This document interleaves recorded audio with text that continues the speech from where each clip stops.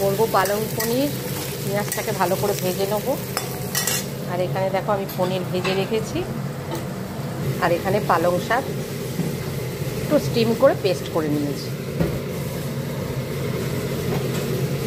ফুটছে, এখনো অনেকটা ফুটবে, চারিদিকে ছেটকাচ্ছে দেখো। দেখো সাবধানে, যখনই পালং পনিরগুলো রান্না করে আমি সবসময় ভিডিওতে বলি একটু দূরের থেকে সাবধানে করতে।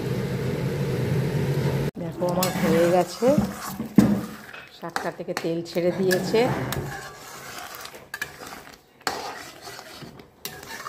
এবার আমি পনিরটা দিয়ে দেবো।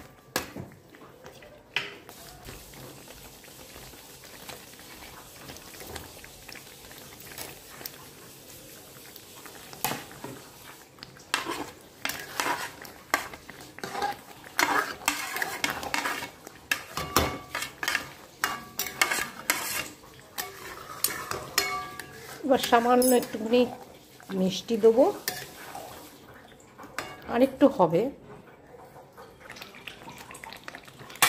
দিয়ে দেবো একটু বাটার।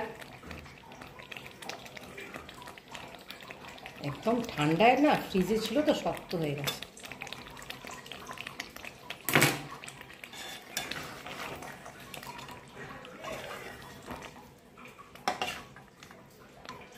এক্ষুনি গলে যাবে। পালং পনিরে তো বাটারটা দিতে হয়।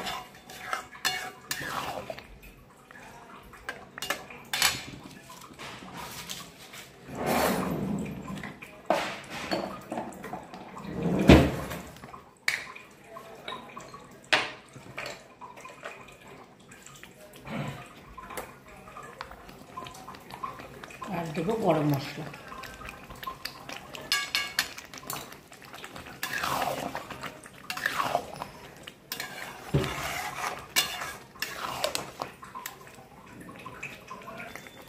দিয়ে দিচ্ছি একটু গোলমরিচ।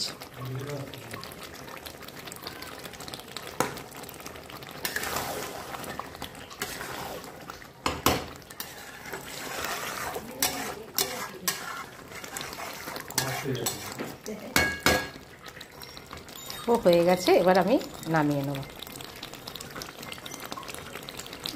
সকালে করেছিলাম পালং পনির রাত্রের জন্য, যেহেতু রোজ বেরোতে হচ্ছে, টাইম থাকে না, তাই সকালে করে রেখেছিলাম। আর রাত্রে করেছি কড়াইশুঁটির কচুরি।